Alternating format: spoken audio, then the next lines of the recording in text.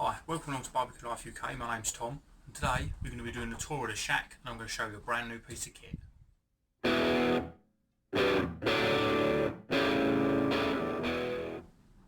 So the first bit of kit I want to talk about is the Weber Master Touch. It's a great kettle.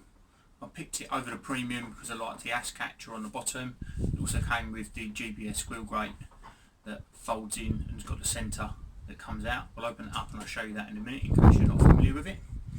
It really is an all-round piece of kit. You can use it for grilling.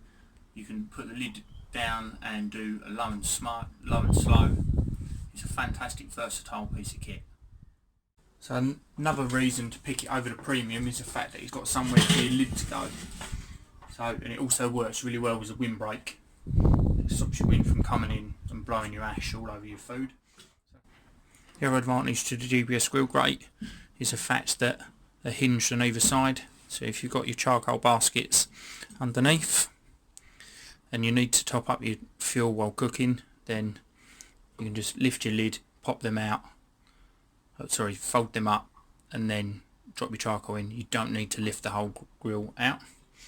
The other advantage is the fact that you've got a centre that comes out, so you can use all of the Weber Bbq'S accessories.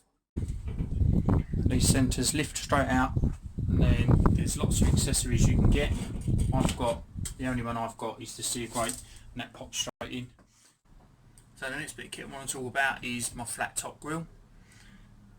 Great piece of kit. Wanted one for a long time and was lucky enough to pick one up second hand towards the end of last year. 2 burners, cast iron on the top, enamelled, great for smash burgers and anything like fajitas, cooking breakfast outside. Fantastic piece of kit. I always said I'd never have gas, but I wouldn't go back. I love cooking on this. So next item along is my CSG cold smoke generator.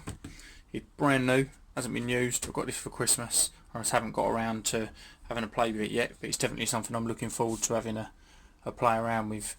I've never done cold smoking before, so that's going to be something that we can all learn together. So a couple of non-barbecue related bits. We've also got a fridge out here, ideal for storing your meat. Underneath here I've got a washing up bowl that I've set inside the worktop. I just filled it up with warm water, and that's ideal for rinsing my hands. Saves popping in and out as I haven't got running water out here. We've got my old drum barbecue, the Old Faithful. I've taken apart, and later on this year I'll plan on building a wood-fired oven with that. And then over this side we've got oil drum. I've got all the pieces to build an ugly drum smoker, I just haven't got around to doing it. So that just sits underneath the table. That again is something that I'm looking forward to having a bash at this year.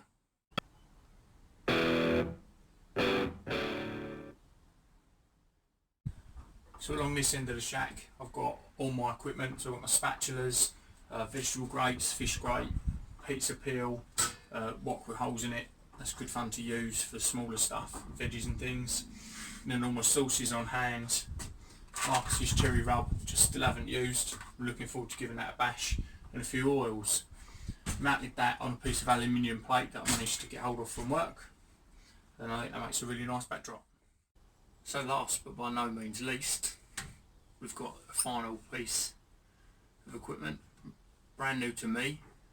Never been used. I did pick it up second hand, but it was never used by the previous owner. We've got a Celsius ceramic egg. It's the one that a lot of people were snapping up from Aldi last year, and I'm really happy to have it as a new piece of equipment. It's something completely new to me. I don't know a massive amount about, so I think I'll film my first cook, and we can go from there on what I learned while doing that first cook. So inside we've got all the original pieces. So you've got your higher grill grate and your original grill grate.